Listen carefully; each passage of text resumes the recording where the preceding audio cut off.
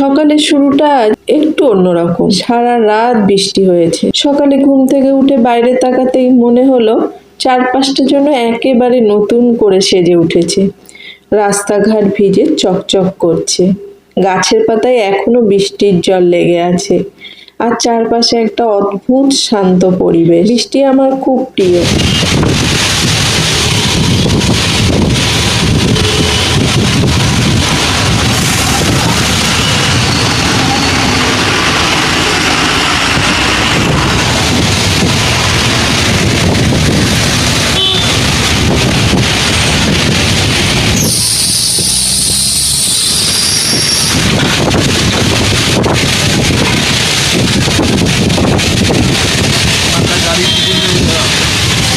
দেখো বন্ধুরা, আমরা চলে এসেছি, গাড়ি থেকে নামলাম। আর এই যে গলিটা দেখছো, এই গলি দিয়েই আমাদের ভেতরে যেতে হবে, কিন্তু তার আগে এই জমে থাকা জলটুকু পেরিয়ে যেতে হবে। এই যে সামনে সুন্দর করে বেলুন দিয়ে সাজানো হয়েছে, দেখেই বুঝতে পারছো আজ নিশ্চয়ই একটা সুন্দর অনুষ্ঠান আছে। সত্যি বলছি বন্ধুরা, নতুন করে ব্লগ ভিডিও বানাতে গিয়ে একটু লজ্জা লজ্জা করছে।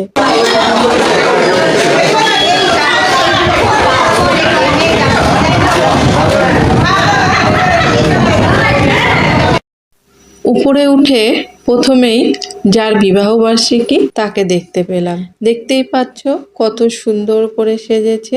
আজ ওদের 25 বছরের বিবাহবার্ষিকী। ভাবতেই কতটা ভালো লাগে, তাই না?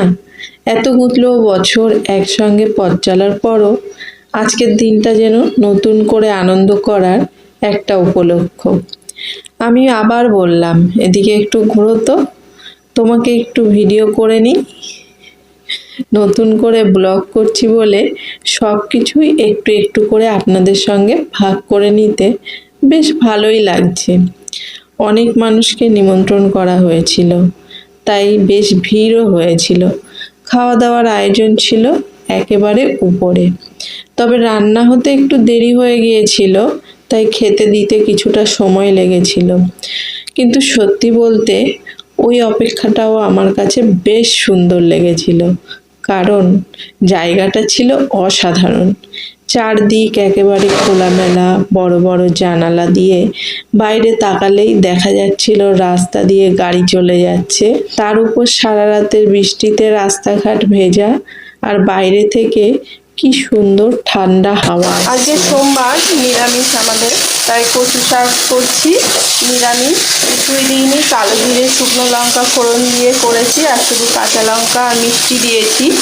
অনেকটা জল বেরিয়েছিল, এতক্ষণ ধরে জল শুকালাম, হয়ে এসে আর একটু জলটা টানলে তারপর নামাবো। আর এখানে ঢেঁড়স আলু দিয়ে তরকারি, একটু ধনের গুঁড়ো দিয়েছি, একটু মিষ্টি দেবো। এটাও হয়ে এসছে, দেখো আলু টালু একদম সিদ্ধ হয়ে গেছে। দেখো ডাল করেছি, মটর ডাল, আর ভাত হয়ে গেছে। কুমড়োর বড়া করব, যার জন্য কুমড়োগুলো ধুয়ে হলুদ নুন মাখিয়ে রেখে দিলাম। প্রথমবার ব্লগ ভিডিও বানাচ্ছি, তাই হয়তো কিছু জিনিস আগে পরে দেখিয়ে ফেলেছি। কুমড়ো কাটার অংশটা একটু পরে দেখাচ্ছি, আর কুমড়ো হলুদ নুন মাখানোর দৃশ্যটা তোমরা আগেই দেখে ফেলেছো। যাই হোক, এবার আমি কচু শাক আর ঢেঁড়স আলুর তরকারি রান্না বসিয়ে দিলাম, আর এদিকে কুমড়োটা কাটতে শুরু করলাম। কুমড়োটা বেশ শক্ত ছিল, তাই কাটতে একটু সময় লাগছিল।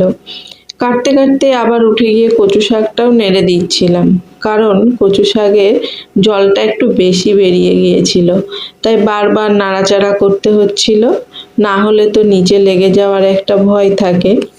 তারপর কুমড়োগুলো ভাজার জন্য সুন্দর করে পাতলা পাতলা করে কেটে নিলাম। কাটা হয়ে গেলে বাকি কুমড়োটা ফ্রিজের মধ্যে রেখে দিলাম। আর সবজির যে খোসা আর কাটাকুটি অংশগুলো বেরিয়েছিল, সেগুলো একটা প্লাস্টিকের মধ্যে তুলে রাখলাম। এদিকে কচু শাক আর ঢেঁড়স আলুর চচ্চড়ি আমার প্রায় রান্না হয়ে এসেছে। কুমড়োগুলো আমি ধুয়ে নেব, ধুয়ে হলুদ নুন মাখিয়ে নেব। বড়াটা পরে ভাজবো, বড়াটা এখন ভাজবো না, ভাত খাওয়ার সময় গরম গরম ভেজে দেব। রান্নাটা শেষ হলে আমি বাজার করতে যাব। আমাদের বাড়ির সামনেই, দুটো বাড়ির পরেই বাজার বসে, একদিন বাদে একদিন, সপ্তাহে 3 দিন আর কি বাজার বসে। তা আমি এখন বাজার করতে যাব, আর বাইরে তো প্রচণ্ড বৃষ্টি হচ্ছে, কিছু করার নেই। বাজার না করলে কালকে ওরা আবার আসবে না, পরশু দিন আসবে, ওই জন্য আমাকে আজকে অল্প হলেও বাজার করতে হবে। আর এদিকে কুমড়োগুলোতে হলুদ নুন মাখিয়ে নিলাম, এগুলো এভাবে ঢেকে রেখে দেবো। দেখো কচু শাকটা একদম শুকিয়ে গেছে।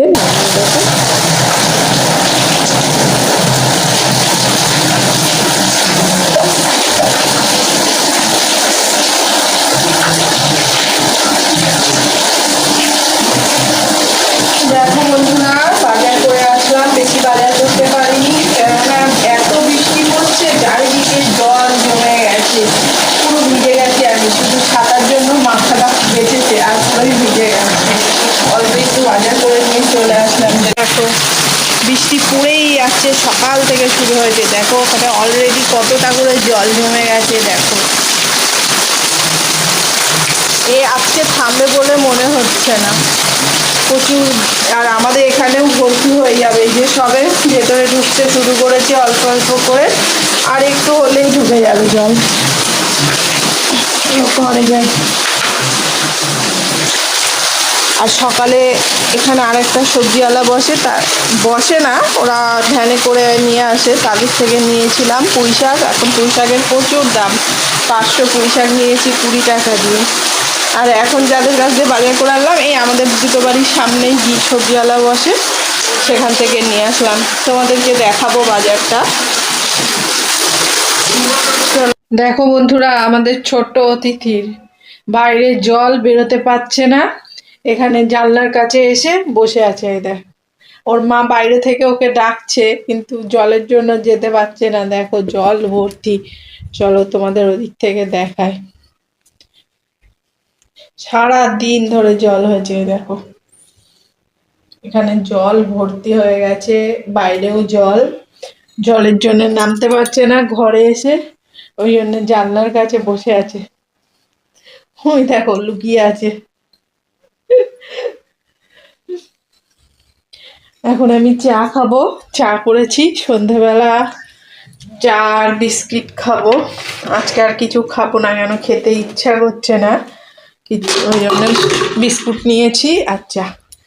এই দেখো, দুধ চা খেতে পারি না, রচাই খাই, আদা দিয়ে চা করেছি। বৃষ্টি পড়েছে তো, একটু ঠান্ডা ঠান্ডা ওয়েদার, তার এই বিস্কিটগুলো খেতে খুব ভাল লাগে, 5 টাকা করে নেয়। এই নিয়ে এসেছিলাম সকালে দোকান থেকে 2 প্যাকেট, এই আমাদের বাড়ির সামনেই দোকান আছে, সেখান থেকে নিয়ে এসেছিলাম। এটা দিয়েই চা খাবো এখন। পাখা চালালে ঠান্ডা লাগছে, আবার না চালালে যেন কেমন গরম গরম লাগছে।